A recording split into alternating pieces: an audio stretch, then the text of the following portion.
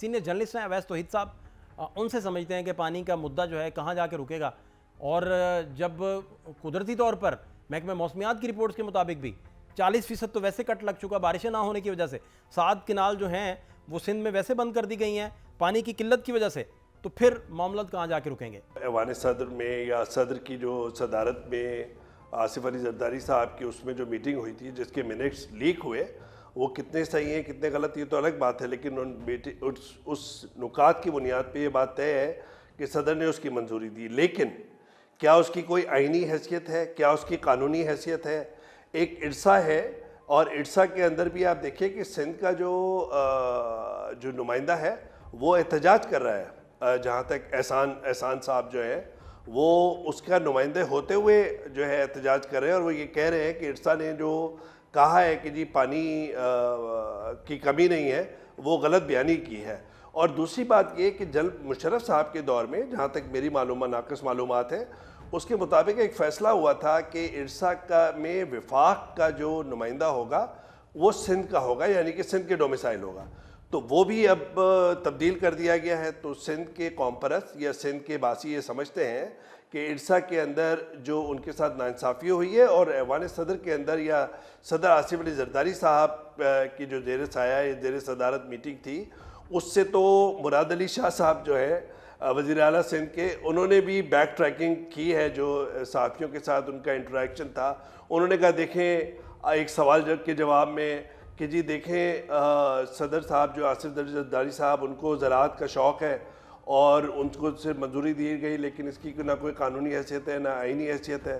तो वो भी जो है बैक ट्रैक कर रहे हैं क्योंकि पीपल्स पार्टी की सियासत भी दाव पर है और उनकी जो सिंध के अंदर जो साख है वो भी जो है वो बिल्कुल दाव पे लगी हुई। एक तरफ कुआं है और दूसरी तरफ खाई है। इसी वजह से बिलावल भुट्टो साहब अभी 4 अप्रैल को जो जुल्फ़िकार अली भुट्टो साहब की बरसी के मौके पे वो कर रहे थे खिताब, तो नीचे से नारे लग रहे थे। वो नीचे से जो नारे लग रहे थे वो मैं टीवी पे नहीं करना चाह रहा हूँ, वो बिल्कुल विफाक से इख्तलाफ के नारे थे।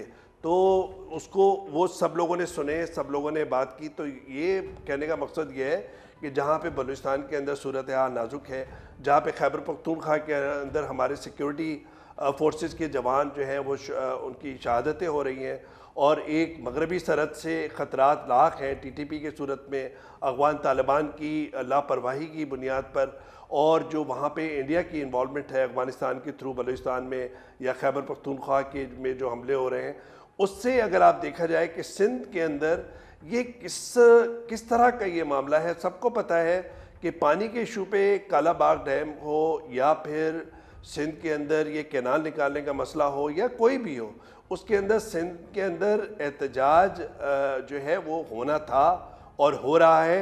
और अगर इसको फैसले पे नज़रसानी नहीं की गई या उनसे जो है उनसे सलाह मशवरा करके बात आगे नहीं बढ़ाई गई और यूनिलैटरली तौर पे इस पे आगे प्रोसीड किया अथॉरिटीज़ ने या विफाक ने, तो मैं समझता हूँ सिंध के अंदर एक बहुत बड़ा जो है वो तूफ़ान है वो उमड़ आएगा और वो लपेट में लेगा न सिर्फ विफाक की जो एक अच्छी पॉलिसीज़ हैं या मईशत की तरफ या जो लॉ एंड ऑर्डर की तरफ जो उनकी काविशें हैं वो मुतासिर होंगी, बल्कि पीपल्स पार्टी शायद पीपल्स पार्टी जो है वो इस हुकूमत के ख़िलाफ़ जो है आप दो उसमें देखें कि वो एहतजाज भी कर रहे होंगे और उनको धमकी भी दे रहे होंगे कि शायद वो हुकूमत छोड़ दें। और यही मेरे ख्याल में सिंध के बासी पीपल्स पार्टी की जो क़यादत है उससे ये चाह रहे हैं। जो पीपल्स पार्टी है उसका बड़ा कलीदी किरदार है, अदम एतमाद से लेकर फिर शहबाज शरीफ साहब को वज़ीर-ए-आज़म बनाने तक, फिर दूसरी दफ़ा वज़ीर-ए-आज़म बनाने तक, बड़ा उसका गहरा किरदार है सर। तो इसमें आप जब पीपल्स पार्टी को ताना देते हैं और उसका दिल दुखाते हैं ये कह के कि आप पुरानी तनख्वाह पे काम करेंगे, तो वो सर फिर और तरह के लबुल लहजे से बात करते दिखाई दे रहे हैं। उनका हर वर्कर, हर मेंबर कौमी असम्बली, पार्लियामेंटेरियन जो है वो अब कहता है कि हम वफाक गिरा देंगे। इस हद तक बात बढ़ गई है। तो कूलिंग का अमल भी नहीं है, कोई काम ठंडा करने के लिए भी कोई इनिशिएटिव नहीं लिया गया। फिर CCI की इजलास बुलाया जाना था, वो नहीं बुलाया गया। तो इस पर सर क्या टेक है आपका? और फिर तहरीक इंसाफ और पीपल्स पार्टी भी इस मामले में सेम पेज पे हैं। तो सर कहीं रेड कारपेट ना सिरक सुरक जाए, कोई मुझे बताइए इस पे क्या हो सकता है। मेरे ख्याल में जो इस वक्त सिंध के बासी हैं या जो सियासी ग्रोह हैं, कौमी परस्त जमातें हैं, वो तो चाहते हैं कि ये ऐलान जो है हुकूमत से अलहदगी का या हुकूमत से अलहदगी की वार्निंग जो है वो बिलावल भुट्टो साहब दें। लेकिन उसका जो उन्होंने दूसरा तरीका अपनाया है कि मुराद अली शाह साहब के ज़रिए ये बात कहलवाई है, not in so many words, लेकिन एक तरीके से सियासी धमकी जिसे कहते हैं उसकी सूरत में। लेकिन मामला बहुत संगीन है और जरताज गुल साहिबा, जिनका मेरे ख्याल में डीजी खान से ताल्लुक़ है वहाँ से, और उनको ये पता है कि दरियाए सिंध के अंदर पानी के इशू कितनी उसकी हसासियत है, ख़ास तौर पे वहाँ के बासियों के जो along the banks of Indus river रहते हैं। तो इंडस रिवर सिर्फ सिंध का नहीं है, इंडस रिवर जो है वो पूरी पाकिस्तान की वादियों से गुज़रता हुआ, कश्मीर से गुज़रता हुआ यहाँ तक, हिमालय से गुज़रता हुआ यहाँ तक आता है। तो जरताज गुल साहब के जो साहिबा के जो पॉइंट्स हैं वो मेरे ख़्याल में काफ़ी मुनासिब है, उन पर गौर करना चाहिए। और पीपल्स पार्टी और पीटीआई का एक यक ज़ुबान होना, मैं नहीं समझता कि वो एक प्लेटफॉर्म पे आ जाएंगे।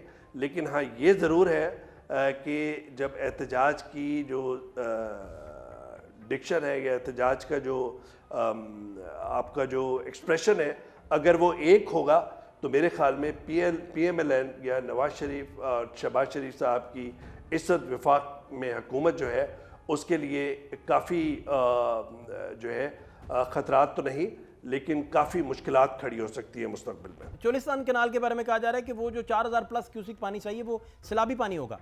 बहुत सारे मामला में जनूबी पंजाब भी फिर सामने आता है, वो कहता है कि हमारा पानी फिर किधर जाएगा, और लोग बहुत सारे कह रहे हैं कि वहाँ भी कोई प्रोटेस्ट हो सकते हैं, पॉसिबल हैं। तो ये मामला फिर क्या है? 2022 का जो हमारे यहाँ सैलाब आया था उसके अंदर 1/3 1/3 पाकिस्तान जो है वो डूब गया था, और सारा पानी सिंध के अंदर जो है वो पूरा, और उसने खैबर पख्तूनख्वा के अंदर भी पुल उड़ा दिए, होटल उड़ा दिए। आपने देखा होगा कि क्या तबाहियाँ मचाई गई है उस से।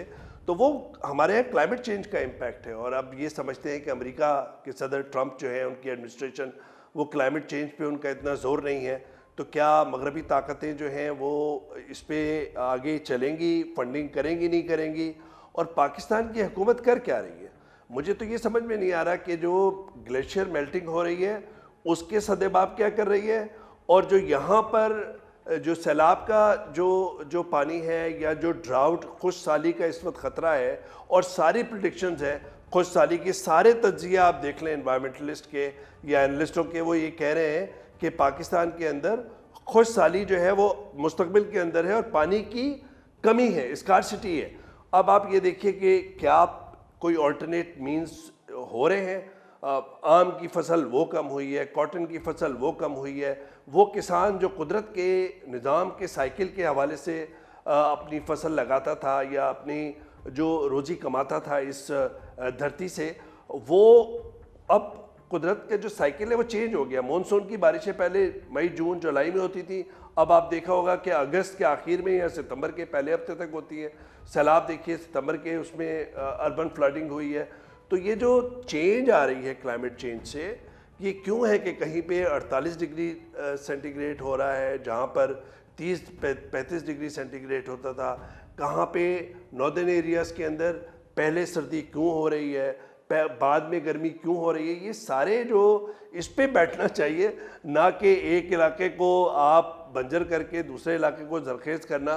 तो ये ना मेरी अकल में आ रहा है और ना एनवायरमेंटलिस्ट, ना सिंध के बासियों की अकल में आ रहा है। और पंजाब के अंदर भी देखिए एक बेसिक बात है, 1991 के अंदर नवाज शरीफ साहब की दौर हुकूमत था और मुझे अच्छी तरह याद है, उसमें एक इंट्रा प्रोविंशियल एकॉर्ड हुआ था पानी का। उसके अंदर ये बात तय हुई थी कि पानी जो है इतना बलूचिस्तान को जाएगा, इतना उससे सूबे सरहद नाम था, खैबर पख्तूनख्वा को जाएगा, इतना पंजाब को जाएगा, इतना सिंध को जाएगा। सिंध को भी कम पानी हुआ है, पंजाब को भी पानी कम हुआ। तो ये पंजाब, ये जो पानी की ज़्यादती है और सैलाब की पेशन गोई है, और ये तो समझ से बाहर है। तो मैं ये समझ रहा हूँ कि इस वक्त वाटर मैनेजमेंट, ऑल्टरनेट मीन्स, मुतबादिल जो तरीके हैं वो अपनाने चाहिए। ड्रिपिंग जो होता है कि जी जितने आपके पौधों को फसल को ज़रूरत है उस लाइन से उतने कतरे उनको दिए जाएं, उतने पानी दिए जाए। हम तो पानी ज़ाय कर रहे हैं, रिसाइकलिंग हो नहीं रही है, पीने का पानी है नहीं, चाहे वो गवादर हो, वहाँ पे आप देख लीजिए। आप ऐसा करें ना फाद, मैं और आप निकलते हैं, हम एक कैमरा लेके निकलते हैं, क्या ये हुक्मरानों को नहीं पता, क्या जो इस वक्त इक़्तिदार के अंदर लोग हैं उनको ये नहीं पता कि बंजर ज़मीन कितनी है। अगर आप यहाँ से सुपर हाईवे से कराची से निकलें तो आपको रेत ही रेत नज़र आएगी। मैं ख़ुद दरिया सिंध के किनारे पला बढ़ा हूँ, मैं पहले भी आपको कह रहा हूँ, मैं सिंध के में समंदर होता था।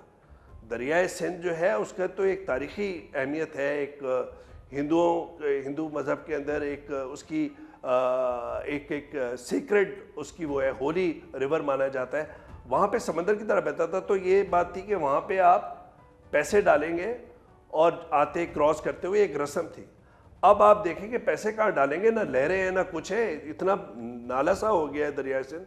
तो ये जो मजबूरी है, ये इसको आप सितम ज़रीफ़ी में तब्दील ना कीजिए, ऑल्टरनेट मीन्स कीजिए, चाहे पंजाब का मामला हो चाहे सिंध का मामला हो। पानी जो है इस वक्त छोटे किसान हो या बड़ा किसान हो या रहने वाला हो, उसके लिए बड़ा मसला है।